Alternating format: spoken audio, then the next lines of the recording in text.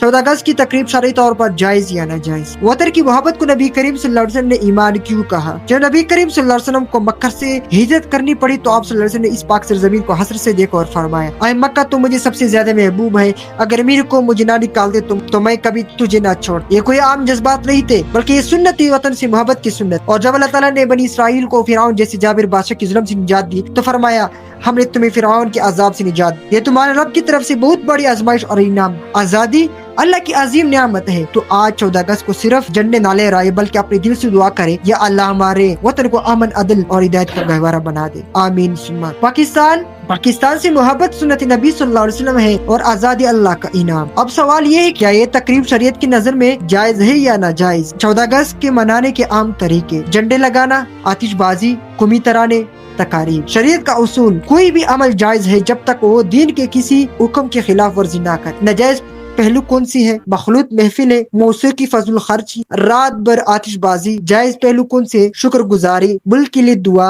अमन के पैगाम का फिरोग, तारीखी हकायक का बयान। असल मसला 14 अगस्त मनाने का नहीं बल्कि इसको मनाने के तरीके का है। अगर ये शरीयत के दायरे में हो तो जायज, अगर इससे बाहर निकल जाए तो नाजायज।